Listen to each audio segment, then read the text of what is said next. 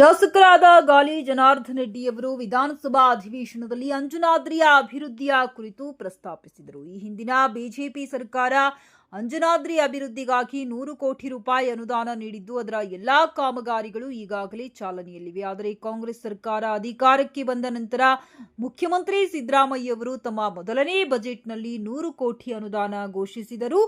ದುರಾದೃಷ್ಟವಶಾತ್ ಕಳೆದ 2 ವರ್ಷಗಳಿಂದಲೂ ಆ ಹಣವನ್ನ ಬಿಡುಗಡೆ ಮಾಡಿಲ್ಲ. ಜಿಲ್ಲಾಧಿಕಾರಿಗಳೊಂದಿಗೆ ಹಲವು ಸಭೆಗಳು, ರೂಪರೇಷೆಗಳು, ಅಭಿವೃದ್ಧಿ ಯೋಜನೆಗಳನ್ನೆಲ್ಲ ಸಿದ್ಧಪಡಿಸಿದರೂ ಯಾವುದೇ ಕಾರ್ಯರೂಪಕ್ಕೂ ಬಂದಿಲ್ಲ. 70 ಎಕರೆ ಭೂಸ್ವಾಧೀನಕ್ಕೆ ಈ ಹಿಂದೆ ನೋಟಿಫಿಕೇಶನ್ ಹೊರಡಿಸಲಾಗಿತ್ತು. ಆದರೆ ಹಣವಿಲ್ಲವೆಂಬ ಕಾರಣ ನೀಡಿ ಅದು ಲ್ಯಾಪ್ಸ್ ಆಗಿದೆ. ಹೊಸ ನೋಟಿಫಿಕೇಶನ್ ಹೊರಡಿಸುವುದಾಗಿ ಜಿಲ್ಲಾಧಿಕಾರಿಗಳು ಭರವಸೆ ನೀಡಿದ್ದರೂ ಈವರೆಗೂ ಯಾವುದೇ ಕ್ರಮ ಜರುಗಿಲ್ಲ. ಅಂಜನಾದ್ರಿ ಅಭಿವೃದ್ಧಿಗಾಗಿ 1,350 ಕೋಟಿಯ ಯೋಜನೆ ರೂಪಿಸಿ ಡಿಪಿಆರ್ ಸಿದ್ಧಪಡಿಸಿ ಜಿಲ್ಲಾಧಿಕಾರಿಗಳ ಮೂಲಕ ಪ್ರವಾಸೋದ್ಯಮ ಸಚಿವರಿಗೆ ಕಳುಹಿಸಲಾಗಿದೆ. ರಾಜ್ಯ ಸರ್ಕಾರ ಹಣ ನೀಡದಿದ್ದರೂ ಕೇಂದ್ರ ಸರ್ಕಾರಕ್ಕೆ ಕಳುಹಿಸಿ 25% ರಾಜ್ಯ ಹಾಗೂ 75% ಕೇಂದ್ರ ಸರ್ಕಾರದ ಅನುದಾನದ ಆಧಾರದ ಮೇಲೆ ಯೋಜನೆ ಮುಂದುವರಿಸಲು ಮನವಿ ಮಾಡಿದ್ದೇನೆ. ವರ್ಷಕ್ಕೆ 100 ಕೋಟಿ ಬಿಡುಗಡೆ ಮಾಡಿದರೆ 5 ವರ್ಷಗಳಲ್ಲಿ ಅಂಜನಾದ್ರಿಯನ್ನು ಅಯೋಧ್ಯೆ, ತಿರುಪತಿಯ ಮಾದರಿಯಲ್ಲಿ ಅಭಿವೃದ್ಧಿಪಡಿಸಬಹುದೆಂದು ಸಭೆಯಲ್ಲಿ ತಿಳಿಸಿದರು. ಈ ಕುರಿತು ಮುಖ್ಯಮಂತ್ರಿಗಳು ಪ್ರವಾಸೋದ್ಯಮ ಸಚಿವ ಎಚ್.ಕೆ. ಪಾಟೀಲ್ ಅವರೊಂದಿಗೆ ಚರ್ಚಿಸಿ ಕೇಂದ್ರ ಮತ್ತು ರಾಜ್ಯ ಸರ್ಕಾರದ ಅನುದಾನದಲ್ಲಿ ಹೆಚ್ಚುವರಿ ವ್ಯವಸ್ಥೆ ಮಾಡಿಸಲು ಶೀಘ್ರ ಕ್ರಮ ಕೈಗೊಳ್ಳಬೇಕೆಂದು ಮನವಿ ಮಾಡಿದರು. ಇವತ್ತು ಅಂಜನಾದ್ರಿ ಅಭಿವೃದ್ಧಿಗೋಸ್ಕರ ಈ ಹಿಂದೆ ಸರ್ಕಾರ ಒಂದು 100 ಕೋಟಿ ಅನುದಾನ ಕೊಟ್ಟಿತ್ತು ಅಧ್ಯಕ್ಷರೇ. ಆ 100 ಕೋಟಿಯಲ್ಲಿ ಸುಮಾರು 3 ಡಾರ್ಮೆಟ್ರಿ ಕೆಲಸಗಳು, ಒಂದು ಶಾಪಿಂಗ್ ಕಾಂಪ್ಲೆಕ್ಸು, ಈ ರೀತಿ ಆ 100 ಕೋಟಿ ಕೆಲಸ ನಡೀತಾ ಇದೆ. ಹೊಸದಾಗಿ ಕಾಂಗ್ರೆಸ್ ಸರ್ಕಾರ ಬಂದ ಮೇಲೆ ಸನ್ಮಾನ್ಯ ಮುಖ್ಯಮಂತ್ರಿಗಳು ಸಿದ್ದರಾಮಯ್ಯನವರು 100 ಕೋಟಿ ಅಂಜನಾದ್ರಿಗೋಸ್ಕರ ಅಂತೇಳಿ ಘೋಷಣೆ ಮಾಡಿದರು. ನಮಗೆ ತುಂಬ ಖುಷಿ ಆಯಿತು. ಅಂಜನಾದ್ರಿಗೆ 100 ಕೋಟಿ ಹಣ ಮುಖ್ಯಮಂತ್ರಿಗಳು ಘೋಷಣೆ ಮಾಡಿದರು ಅಂತೇಳಿ. 2 ವರ್ಷ ಆಗಿದೆ ಅಧ್ಯಕ್ಷರೇ, ಇದುವರೆಗೂ ಆ 100 ಕೋಟಿಗೆ ಸಂಬಂಧಪಟ್ಟು 1 ರೂಪಾಯಿ ಹಣ ಕೂಡ ಇವತ್ತಿಗೂ ಕೂಡ ಅಲ್ಲಿ ಬಂದಿಲ್ಲ. ಆ 100 ಕೋಟಿಗೆ ಸಂಬಂಧಪಟ್ಟು ಕೆಲವೊಂದು ಯೋಜನೆಗಳನ್ನ ನಾವೇನು ರೂಪಿಸ್ಕೊಂಡಿದ್ದೀವಿ, ಆ ಕೆಲಸ ಪ್ರಾರಂಭೋದಕ್ಕೆ ಆಗ್ತಾನೇ ಇಲ್ಲ. ದಯಮಾಡಿ ಮುಖ್ಯಮಂತ್ರಿಗಳು ಇಲ್ಲೇ ಇದ್ದಾರೆ. ಶ್ರೀನಿವಾಸ್ ಸ್ವಲ್ಪ ಡಿಸ್ಟರ್ಬ್ ಮಾಡ್ತಾ ಇದ್ದಾರೆ. ಶ್ರೀನಿವಾಸ್, ದಯಮಾಡಿ ಮುಖ್ಯಮಂತ್ರಿಗಳು ಇದೊಂದು ವಿಷಯ ಕೇಳಬೇಕು.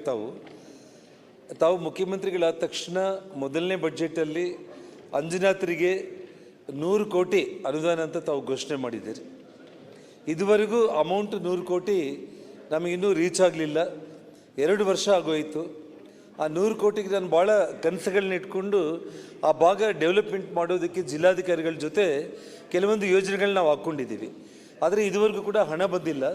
ದಯಮಾಡಿ ಆ 100 ಕೋಟಿ ಹಣವನ್ನು ರಿಲೀಸ್ ಮಾಡೋದಕ್ಕೆ, ಯಾಕೆಂದರೆ ತಾವು ಘೋಷಣೆ ಮಾಡಿದ್ದೀರಿ ಅಂದರೆ ಅದು ಬಡ್ಜೆಟಲ್ಲಿ ತುಂಬ ನಮಗೆ ನಂಬಿಕೆ ಮತ್ತು ವಿಶ್ವಾಸ ಇತ್ತು. ಆ 100 ಕೋಟಿಯಲ್ಲಿ ನಾವು ಅಭಿವೃದ್ಧಿ ಮಾಡ್ಬೋದು ಅಂತೇಳಿ. ಸುಮಾರು 70 ಎಕರೆ ಜಮೀನನ್ನು ಲ್ಯಾಂಡ್ ಎಕ್ವಿಸಿಷನ್ ಮಾಡೋದಕ್ಕೆ ಹಿಂದೆ ಸರ್ಕಾರದಲ್ಲಿ ನೋಟಿಫಿಕೇಶನ್ ಆಗಿತ್ತು ಅಧ್ಯಕ್ಷರೇ. ಅದಕ್ಕೆ ಹಣ ಇಲ್ಲ ಅಂತ ಹೇಳ್ಬಿಟ್ಟು ಆ ನೋಟಿಫಿಕೇಶನ್ ಲ್ಯಾಪ್ಸ್ ಆಗಿದೆ. ಮತ್ತು ಫ್ರೆಶ್ ನೋಟಿಫಿಕೇಶನ್ನ ಜಿಲ್ಲಾಧಿಕಾರಿಗಳು ಮಾಡ್ತೀವಿ ಅಂತ ಹೇಳ್ತಾ ಇದ್ದಾರೆ. ಇನ್ನೂ ಇದುವರೆಗೂ ಕೂಡ ಮಾಡಿಲ್ಲ ಅಧ್ಯಕ್ಷರೇ. ಅದೇ ಒಂದು ರೀತಿಯಲ್ಲಿ ನಾನು ಇನ್ನೂ ಹೆಚ್ಚಾಗಿ ಮಾತಾಡೋದಕ್ಕಿಂತ ಕೂಡ 1350 ಕೋಟಿಗೆ ಒಂದು ಅಂಜನಾದ್ರಿ ಅಭಿವೃದ್ಧಿಗೆ ಒಂದು ಯೋಜನೆ ರೂಪಿಸಿ ಒಂದು DPR ರೆಡಿ ಮಾಡಿ ಜಿಲ್ಲಾಧಿಕಾರಿಗಳ ಮೂಲಕ ಪ್ರವಾಸೋದ್ಯಮ ಮಂತ್ರಿಗಳಿಗೆ ನಾವು ಕಳಿಸಿ, ರಾಜ್ಯ ಸರ್ಕಾರದ ಕಡೆಯಿಂದ ನಿಮಗೆ 1 ರೂಪಾಯಿ ಕೂಡ ಕೊಡಲಿಕ್ಕೆ ಆಗಲಿಲ್ಲ ಅಂದರೂ ಕೂಡ ದಯಮಾಡಿ ಹಂತವಾಗಾದರೂ ಕೊಡಿ. ಕೇಂದ್ರ ಸರ್ಕಾರಕ್ಕೆ ಪ್ರಪೋಸಲ್ ರೆಡಿ ಮಾಡಿ ತಾವು ರೆಕಮೆಂಡ್ ಮಾಡಿ, ಕೇಂದ್ರ ಸರ್ಕಾರದಿಂದ ನಾನು ಕೈಕಾಲು ಇಟ್ಕೊಂಡು ಒಂದಿಷ್ಟು ಹಣ ತೊಗೊಂಡು ಬರ್ತೀನಿ ಅಂತೇಳಿ ಎಚ್.ಕೆ. ಪಾಟೀಲ್ರಲ್ಲಿ ಮನವಿ ಮಾಡಿದೆ. ಆ 1350 ಕೋಟಿ ಪ್ರಪೋಸಲ್ ಅವ್ರ ಕಡೆ ಬಂದು 1 ವರ್ಷ ಆಗಿದೆ. ಇದುವರೆಗೂ ಕೂಡ ಆ ಪ್ರಪೋಸಲ್ನ ಕೇಂದ್ರ ಸರ್ಕಾರಕ್ಕೆ ಕಳಿಸುವಂಥ ಒಂದು ಪ್ರಯತ್ನ ಅವರು ಮಾಡಲಿಲ್ಲ. ಏನಂದರೆ 25% ರಾಜ್ಯ ಸರ್ಕಾರ, 75% ಕೇಂದ್ರ ಸರ್ಕಾರ ಕೊಡಲಿಕ್ಕೆ ರೆಡಿ ಇದ್ದಾರೆ. ಇವಾಗ ಮುಖ್ಯಮಂತ್ರಿಗಳು 100 ಕೋಟಿ ಅನೌನ್ಸ್ ಮಾಡಿದಂಗೆ ಒಂದು ವರ್ಷಕ್ಕೆ 100 ಕೋಟಿ ಕೊಡ್ತಾ ಹೋದರೆ 5 ವರ್ಷದಲ್ಲಿ ಕೇಂದ್ರ ಮತ್ತು ರಾಜ್ಯ ಸರ್ಕಾರ ಎರಡೂ ಸೇರಿ ಅಂಜನಾದ್ರಿ ಅಭಿವೃದ್ಧಿ ನಾವು ಮಾಡಿದರೆ ತಮ್ಮ ಪೀರಿಯಡಲ್ಲಿ ಬರೋ 2.5 ವರ್ಷದಲ್ಲಿ ಖಂಡಿತವಾಗ್ಲೂ ಕೂಡ ಅಯೋಧ್ಯ, ತಿರುಪತಿ ಏನಿದೆ, ಅಂಜನಾದ್ರಿ ಸಿದ್ದರಾಮಯ್ಯ ಅವರ ಸರ್ಕಾರದಲ್ಲಿ ಅವರ ಕಾಲದಲ್ಲಿ ಎಷ್ಟು ದೊಡ್ಡ ಪ್ರಮಾಣದಲ್ಲಿ ಅಭಿವೃದ್ಧಿ ಆಯಿತು ಅಂತ Okay. ಹೇಳಿ ತಾವು ಆ ಹೆಸರನ್ನ ಪಡೀಲಿಕ್ಕೆ ಆ ರಾಮನ ಆಶೀರ್ವಾದ, ಹನುಮಂತನ ಆಶೀರ್ವಾದ ತಮಗೆ ಸಿಗಲಿ ಅಂತೇಳಿ ನಾನು ತಮ್ಮಲ್ಲಿ ಪ್ರಾರ್ಥನೆ ಮಾಡ್ತಾ ಇದ್ದೀನಿ. ತಾವು ದಯಮಾಡಿ ಎಚ್ ಕೆ ಪಾಟೀಲ್ ಅವರ ಆಯ್ತು. ಕರೆಸಿ ಆ ಪ್ರಪೋಸಲ್ ಒಂದ್ಸಲ ಸ್ಟಡಿ ಮಾಡಿ ರಾಜ್ಯ ಮತ್ತು ಕೇಂದ್ರ ಅನುದಾನದಲ್ಲಿ ಯಾವ ರೀತಿ ಆ ಪ್ರಪೋಸಲ್ ನಾವು ಮಾಡಬಹುದು ಅನ್ನೋದನ್ನ ಸ್ವಲ್ಪ ತಾವು ಒಂದು ಸಭೆ ಆಯ್ತು. ಮಾಡಬೇಕಂತ ರಿಕ್ವೆಸ್ಟ್ ಮಾಡ್ತಾ ಇದ್ದೀನಿ.